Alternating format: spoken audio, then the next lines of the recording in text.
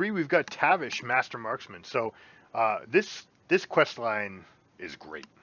Um, 1 cost, quest line, deal 2 damage with 2 spells.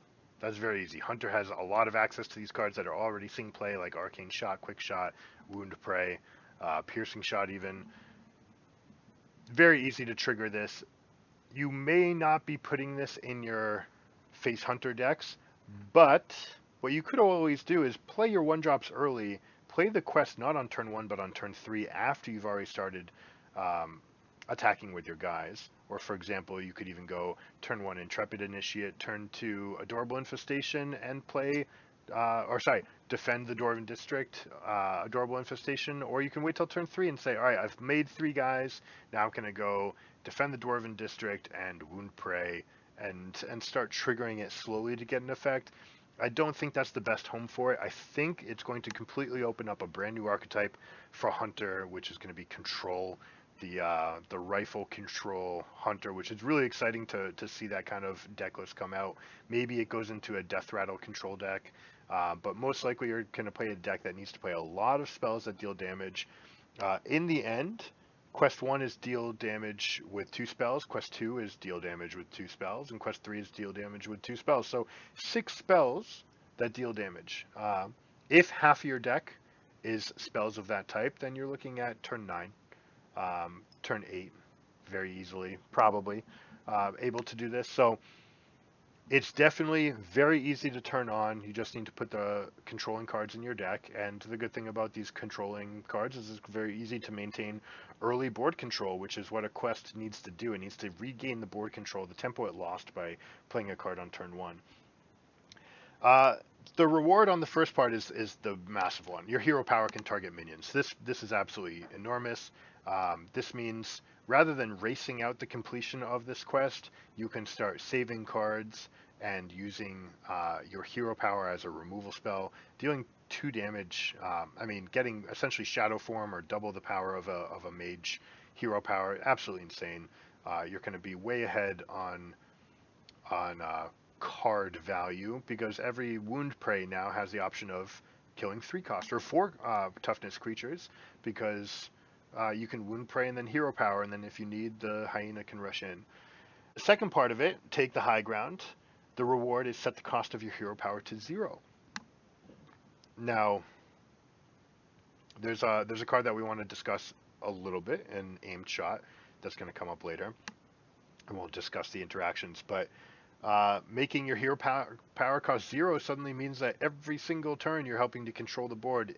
I don't see a world where this deck fails to get board control. It is very hard with the amount of cheap spells that they have. The fact that they even have Serpent Bloom to knock out a big creature if they need to. The access to the hyenas and the Wound Prey Arcane Shot, like we said already.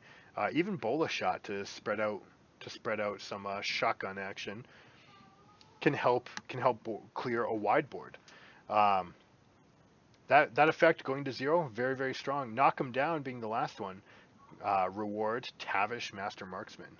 Now Tavish can end the game, and it doesn't end the game by itself. You do have to cast a lot of spells, and Hunter isn't particularly great at drawing cards, so there is an issue where this deck could be weak to other control decks, especially Priest and Warrior, that have access to a lot of life generation. And it might be really weak into those decks, but I think it's going to be exceptionally strong into aggro and even mid-range, and you are going to have these nut draws that do let you just finish your opponent off very quickly. But the Battle Cry, 5 cost 7/7. For the rest of the game, spells you cast refresh your hero power. So essentially, every spell you cast also has deal 2 damage to a target on it. So if for whatever reason you aren't still ahead on board, you just instantly get back ahead on board. And also you can start turning these Wound Preys into 3 damage to the face, plus make a 1/1. So there's definitely the ability to end the game. You're putting your opponent on a very fast clock because all your spells are going to trigger this. You already have access to something like Lock and Load that is going to help you fuel back up. Resizing Pouch can be two spells oftentimes. There's a lot of ways to churn through these cards very, very quickly, and it's a very exciting card to play around. So This is going to create a new archetype. It doesn't go in every deck, but this is a solid 3-star card. You're going to play it and love it. Um, this deck looks like a lot of fun, and it might just be very, very good. 3 stars because it doesn't go in every deck, but the deck that it has is very, very strong. In Arena, unplayable. Can't pick it. I don't know if it'll even be in the pool. It's that bad. All right, next we have Rodent Nest, a 4-cost 2/2, no creature type, which is very important. Death Rattle, summon 5 1/1 rats. There's definitely a lot of spell control in this deck, the Hunter control archetype, and there's definitely a lot of rat swarm mechanics, mostly towards the swarm mechanics. 4 for a 2/2, obviously you'd never want to even play 2 for a 2/2, but making a 5 1/1 rats is a very impactful effect. It does seem very slow. Most of the time, if you're the one controlling this effect and not interacting with your opponent, turn 4 to play it, turn 5 to kill it off and make your guys, and turn 6 before they can attack. Very, very slow. Your opponent doesn't need to attack into this and give you the swarm, and even if he gave you the swarm, they're probably doing it when you're not getting 5 of them, or when they're about to cast a board sweeper anyways. Definitely not a good card by itself. There are some interesting interactions. The fact that it's Death Rattle in a class that already supports Death Rattle, um, and also the fact that the rat synergy. There's a lot of things going for it. So between this card that makes 5 1/1s and the Frenzied Pack Leader or whatever it's called, the 4-cost 1/6 with Frenzy make 4 hyenas. There's a lot of cards in Hunter now that create 5 or more creatures, which is going to be really important when we get to the Rat King. This card gets a 2 for constructed. It'll be a role player in a deck, maybe. Um, it's not going to be the exciting part of that deck. It might fit in a couple of decks. It might be okay. You're certainly not excited to play it, but it might be something that gives that deck some fuel. It's borderline on 1-star, where it's really just niche going into a few specific interactive decks, and it's just a role player. In Arena, the stats are actually fine. 4-cost 2/2. I mean, in reality, you're looking at a 4-cost 7/7 in total stats. Way fewer board sweepers in Arena, so you're much less likely to get this just punished. Um, and those extra stats should help you to find your way into a dominant board position. So this is a 3-star card in Arena, very solid. You're going to fall slightly behind. You are going to fall behind on turn 4 when you play it. It's not the greatest top deck, but you're very happy to play this card. It is aggressively statted in as far as total stats for a much slower format like Arena. All right, Aimed Shot. This is the card that we're going to talk about. This is probably the most important, not probably, it is the most important card for Quest Hunter. 3-cost, deal 3 damage to anything. Your next hero power deals 2 more damage. Now, importantly, it doesn't say your next hero power this turn, it says your next hero power. So you can save this up to be a 4-cost removal spell, a sort of flame cannon, as you churn through your quest line. This card's exceptionally strong. In the early game, you're using it to kill a creature on curve. It is probably helping you to complete your quest, which means you probably also can kill a 4 toughness creature, which is something that this deck does struggle a little bit to get to, unless you're turning your spells poisonous. The value early, the value middle is great, and the value end is great. Once you're turning on, once you're completed with your quest, you're going to go 0, deal you 2, Aimed Shot, deal you 3, refresh my hero power, it deals 4. So on one card, essentially, we're creating 7 extra points, but 9 points of reach with a control card. Seems exceptionally strong. It's the sort of card that also makes its way into Face Hunter. Barak Kodobane can easily draw this card. You're happy to put this in your deck as something to draw, because again, you can just play it on 3 and use your hero power the next time that it suits you. And in that deck, that hero power just wants to go face anyways, so you don't mind waiting and just saying, all right, on turn 6 when I use it, it'll hit for 4, and then continue going from there. It gives you the reach of hitting for 7 in one turn. Which is more than even Piercing Shot can do. Piercing Shot sometimes hits for 7 if you're killing your own Wolpeting or Hyena, hits for 5 and then the extra 2. So it's somewhat similar, but it's less expensive and more useful early. So Aimed Shot is just a fantastic card. It instantly finds a home in multiple hunter decks, and it certainly is a defining card, probably the most important card for Quest. This is definitely an all-star in the decks that I want it for the Quest and Face Hunter. So it's getting a solid 3, maybe even a 4-star card. This card's just great. It's fantastic. Put it in your decks. In limited, 3 cost 3 is you'd rather spend 2 for 3 damage, but it can go face, and again, it's turning your hero power into a little bit more reach. So again, it's giving you the option of hitting for 7 as reach damage, or playing for control, and ultimately getting a little stronger. It's 2 stars. It's fine. You're putting it in your deck. You're not reaching for it. You're going to take other premium creatures above it. So it's not going to take that 3-star tag, not just yet. If there's more interactions at some point, depending on what sets they give us that align with this, maybe it could get better than that, but really it's just 2-star card for Arena. All right, Leatherworking Kit. 2 cost, 0 attack, 3 durability weapon. After 3 friendly beasts die, draw a beast, give it +1/+1. Lose 1 durability. Now, I do not like this card. You have to do a lot to get a small effect. The 3 friendly beasts dying is already kind of tough to do, because you either need to play this first and lose the tempo of doing that, and then play the beasts that are meant to die, and then you're way behind on tempo, or you're playing the beasts first, there's no assurance that they'll stay alive, and then you play this.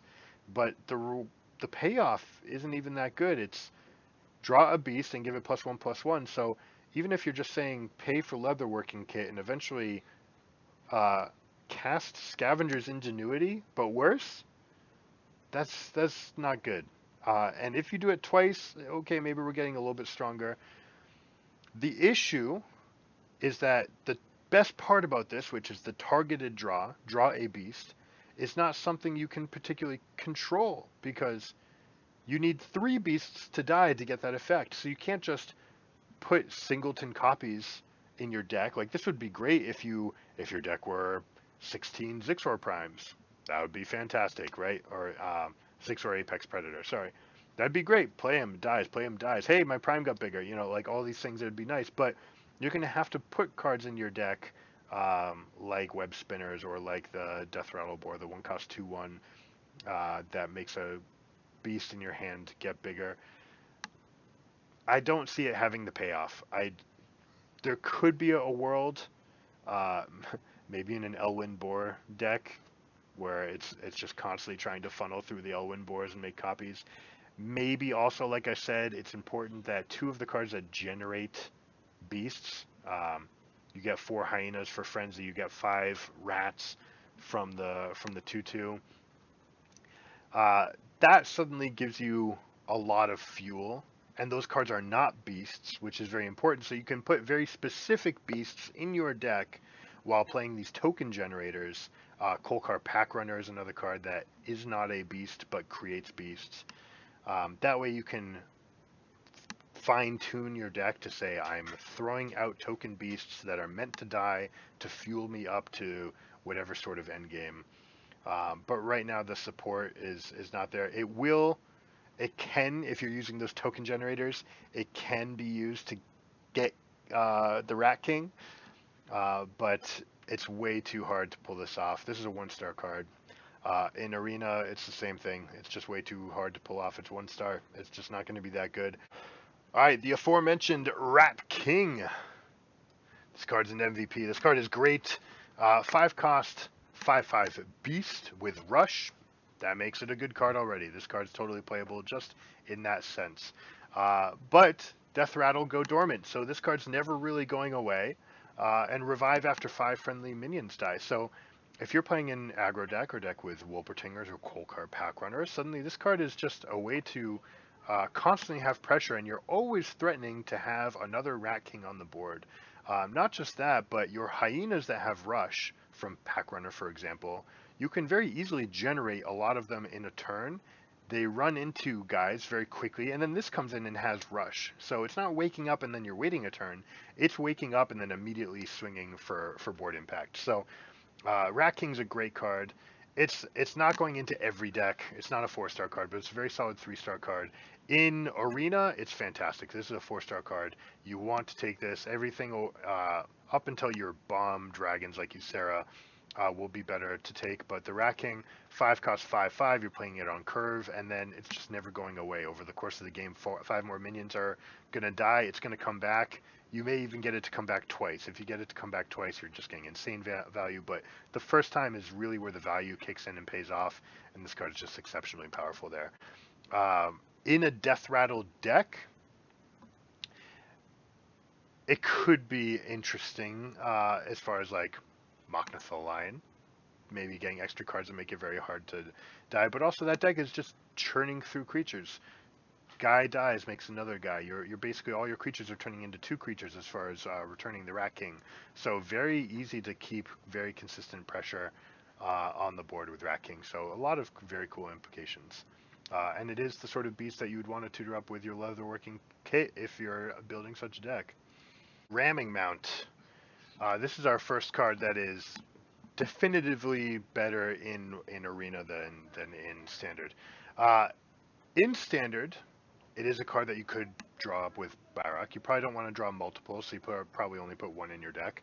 But immune while attacking is completely game-changing in creature versus creature matchups. And that's where this card is going to shine. If there are a lot of creature-based matchups, this card becomes very, very powerful. Anytime you're on the play, this might just be a game-winning card. But it is fairly conditional. You probably want to drop multiple creatures early. But once you have that immune battering ram, how is the other person ever supposed to get back in the game short of having a removal spell? And most of these creature-based decks don't have it. Maybe Shaman being the exception. But even then, they're dealing 3 damage with most of their spells, not 4. And most of the time, this is going to go on something with 2 toughness at least. It could go on 1/1s, but most of the time you're putting this on a 2/3 or a 3/3 or 3/2. And it's just going to be a guy that just every single turn kills whatever creature your opponent played. Which means that when it's good, it's great. The problem is when this card's bad, it's awful. It's definitely atrocious against control. They're just not giving you the targets for it. +2/+2 for 3 mana is kind of expensive. It is giving you an extra body after they board wipe, but the body's only a 2/2, and again, immune while attacking is only really valuable if you're running into other creatures. So Ramming Mount kind of runs out of playability. I think this is a 2-star card in the right environment with a lot of creature decks. It's the sort of card that can just turn games, flip games on their head. It's best on rush creatures. Unfortunately, you can't play it with Kolkar Pack Runner just by itself to make the token that you target. You need to play something else first. And the other 0-cost spells don't really work with that. So it doesn't quite give you everything you need, but it can be good. On the other hand, in Arena, this card is backbreaking because those decks are 90% creatures, all of them. And if you ever untap, if you ever ready your turn with a 4/4 or 4/5 in play, and you say, I have a 6/7 battering ram that you are never, ever, ever going to deal with, because every creature you ever play, I'm always killing the best one, you probably do not lose any game that you play this, even on curve, but definitely if you just have a big body and get to play this, they're probably just dead. So this card is a 4-star in Arena. Game-changing card. I think you need to play around it and know that it exists. For Hunter, I think this is a reason to play Hunter, is to try to get ramming mounts. And for Standard, 2 stars. All right, next we have Imported Tarantula, my favorite card for the Hunters, apart from how cool the Quest Hunter seems to be. Imported Tarantula is a 5-cost 4/5 beast, very important. Tradable, which means it's never dead. It's always going to be at least okay. It's always going to be at least as good as the next card in your deck. And Death Rattle, summon 2 1/1 spiders with Poisonous and Rush. Right now, my second favorite deck is a Lock and Load Hunter that relies on Serpent Bloom for killing large creatures. There's really no other way to do it. I've contemplated putting Venom Strike bow into my deck, but most of those matchups, I'm playing so many redundant copies of teachers' pets, and things are just flying into play that is pretty strong. This gives us another massive, big threat. It's a fine body, 5/4/5, but with a big payoff on the downside of it, getting the 1/1 spiders with poisonous and rush. That shores up every problem that the hunter has, and especially that quest hunter that's trying to deal damage to things in chunks of 2s and 1s and 3s. How it really doesn't want to deal with a light shower elemental, for example. This doesn't mind light shower elemental in the slightest, and so if you can trigger this death rattle for free, that is absolutely insanely good. But even just playing it into these mid-range matchups, even like death rattle demon hunter, and you say, all right, smash into one of your guys, split into 2/1/1 poison spiders. Those guys are gonna go kill something as well. This card is at probably a 3-for-1 at all times, sometimes even more. And if you're playing against control, it's a 4/5 body that makes 2/1/1 bodies that you might stick ramming mount on. Hey, that's an interaction I just thought of right now. Ramming mount on a poisonous spider that has rush. Hey, that might be really good. Um, and in mid range, this card's absolutely going to shine. This card's worst against aggro because it's slow. It doesn't have taunt. Teacher's Pet is going to outshine it in that environment. Um, but as a 5-cost 4/5, it's fine. And then some of these matchups that were kind of unplayable before, where, for example, Primordial Druid just got bigger guys than you too quickly.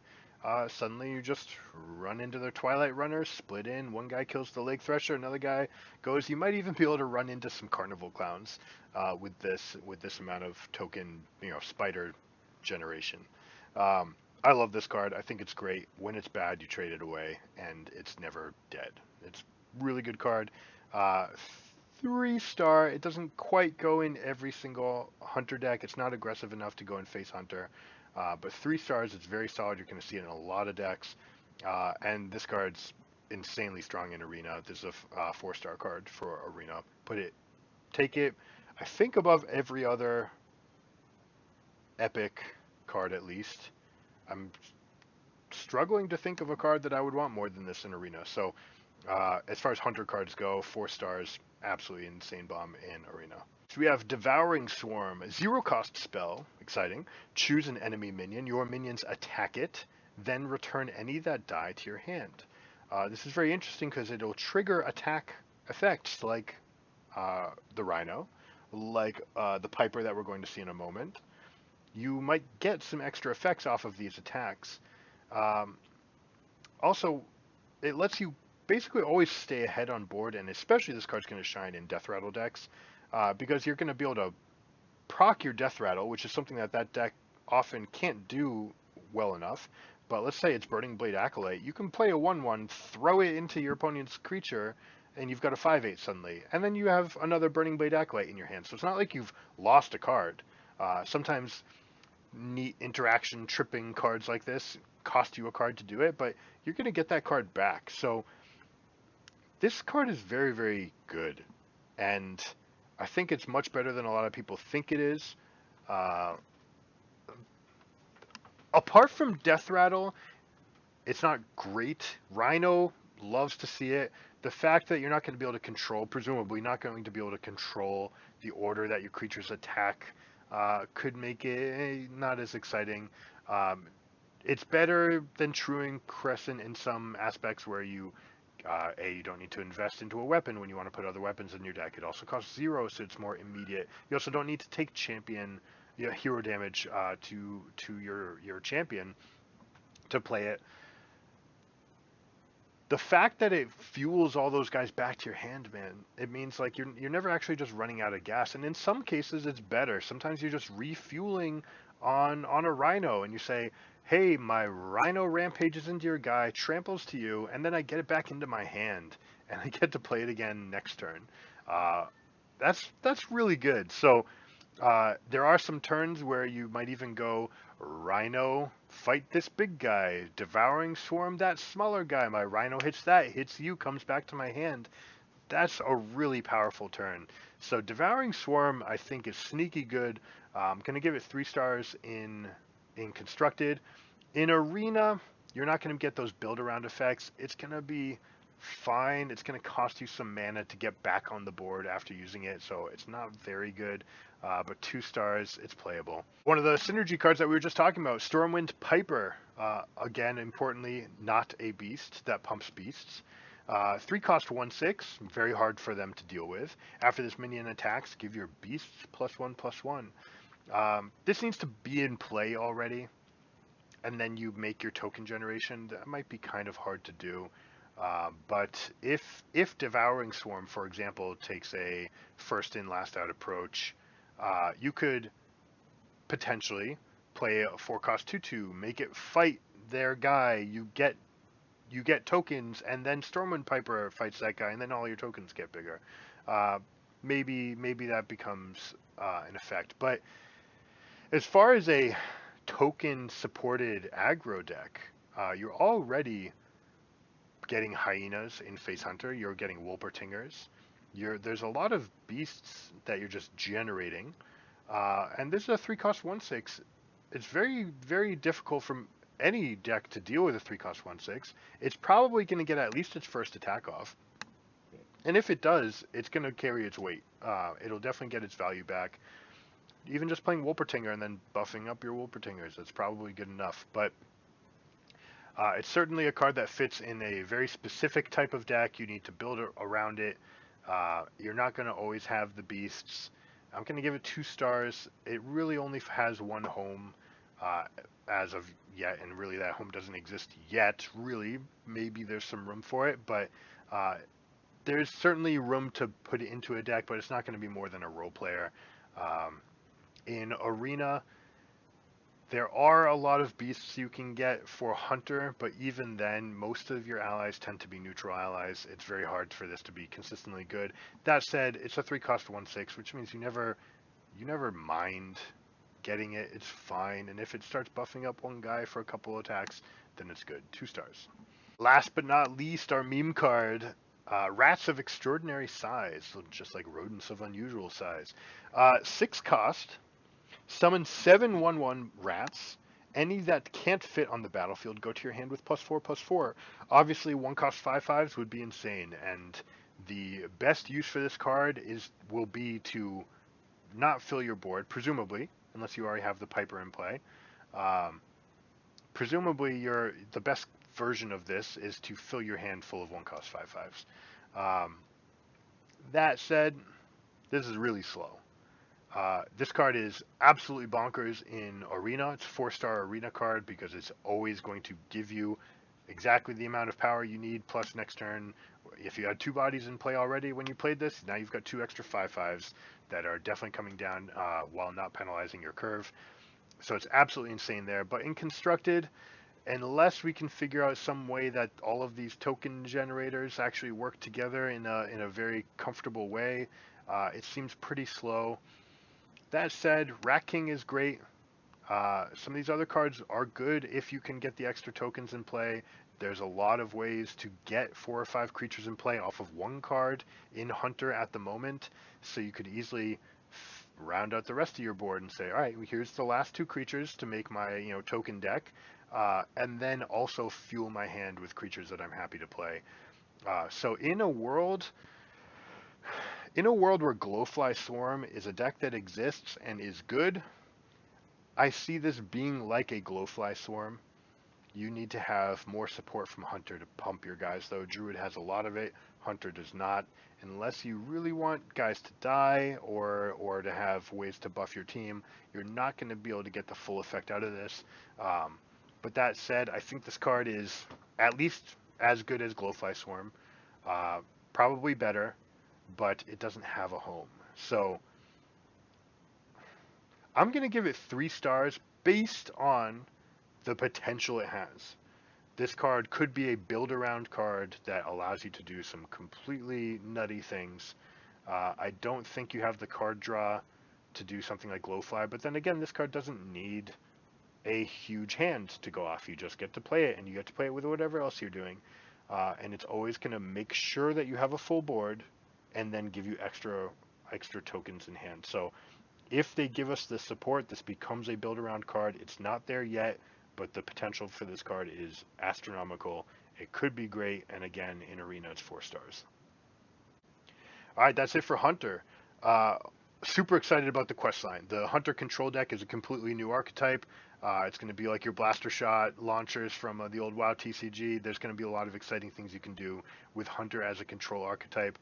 Uh, it didn't really give that much support to Face Hunter. Not that Face Hunter needed it because it's such a tight list, anyways. But Aimed Shot probably still goes in that deck and makes it better. So Hunter definitely has some new toys. It's going to be interesting to see the brand new control archetype. It'll be interesting if there's a way to build the token deck, and certainly Aimed Shot made 2 decks that exist, just way better. So it's a powerful class. It'll be fun to play and build with. A lot of cool options for deck building in Hunter.